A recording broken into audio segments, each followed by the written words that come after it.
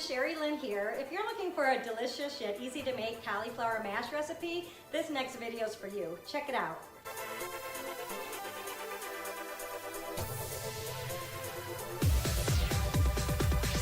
Hi everyone, Sherry Lynn here. Today I'm going to show you how to make a delicious, easy cauliflower mash. And I've tried a couple different recipes and I've never been a fan of cauliflower mash until I came across this really simple way to make them.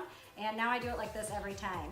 Now I'm using fresh cauliflower, but you can use frozen. Just make sure to defrost it first. So I'm gonna go ahead and get right into this recipe. First thing you're gonna wanna do is cut up your cauliflower and try to get them into about the same size pieces so they cook evenly. Then you're gonna wanna give that a quick rinse. Next you'll wanna add 1.5 cups of water to a large pan and 1 tablespoon of pink Himalayan sea salt. Then you're gonna wanna go ahead and bring that water to a boil and dump in all of your cauliflower and put the lid back on it. Now this takes about 15 minutes to cook, but you're going to want to stir it halfway through and make sure to put the lid back on the pan.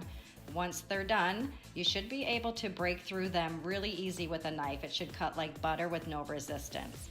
So now that these are done, we're gonna go ahead and drain the water out of them and set those aside. Meanwhile, put 4 tablespoons of butter into a big bowl and then dump your cauliflower right on top of the butter and give that a second or two to melt. And then you're gonna mix them up. I use an immersion blender. You can use a food processor or what you have on hand. You could even mash them by hand. But this is what they look like. The immersion blender does a really good job of getting them nice and creamy. And this is the finished product. It looks just like mashed potatoes. The texture's great. All right, so this is my creamy cauliflower mashed potatoes. They look like this. I topped mine with cheese. You don't have to add any more salt since we did salt the water. They're salty enough. You can add pepper if you like.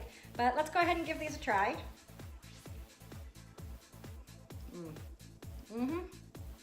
Yeah, these are so good.